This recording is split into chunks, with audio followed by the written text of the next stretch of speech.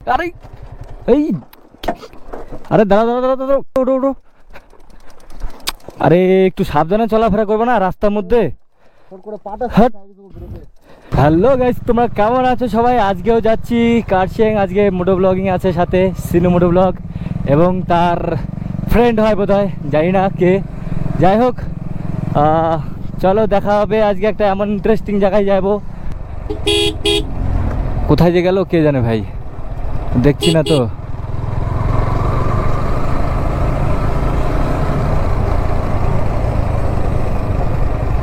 কি রে ভাই, ওরা গেল কোথায়?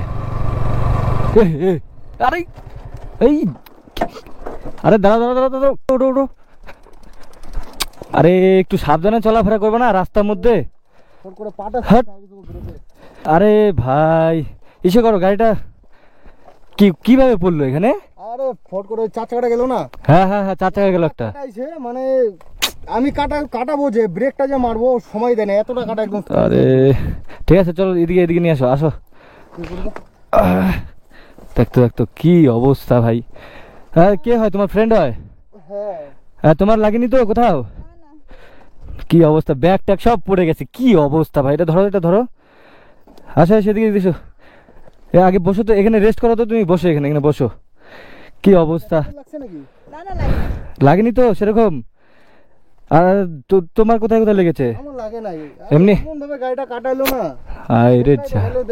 এই যে একটা 4 চাকা তো গেল দেখলাম। একটু আস্তে চলাফেরা করো ভাই। আরে ইয়ার, আমি এখনই বলতে বলতে আসলাম যে একসাথে আমরা যাচ্ছি, তো তুমি আমাকে ওভারটেক করে আসলে, ক্যামেরাটা একটু খারাপ হয়ে গেছিল। আচ্ছা, তোমার ফ্রেন্ডকে তুমি এইভাবে মানে কে তোমার ফ্রেন্ড হয়? ঘুরতে এসছো নাকি? দুদিন আগে দেখা হয়েছিল। আচ্ছা, আসবে তো ওকে নিয়ে আসলাম। তো এই সারপ্রাইজ দিলে তোমার বান্ধবীকে?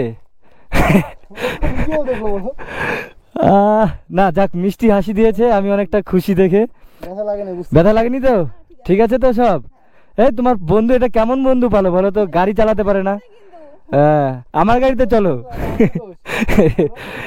আরে ইয়ার, সো গাইস আজকে দেখো কি অবস্থা। হ্যাঁ সেটাই তো দেখছি। মানে দেখো এই সিনু কি করলো, এত সুন্দর একটা মানে এত সুন্দর ফ্রেন্ড, এত সুন্দর চেহারা, আর তাকে এই সারপ্রাইজ দেবে আমি ভাবতে পারছি না। আচ্ছা যাই হোক, কিছু মনে করবে না, ঠিক আছে? ঠিক আছে, একটু জল টল খাওয়াও।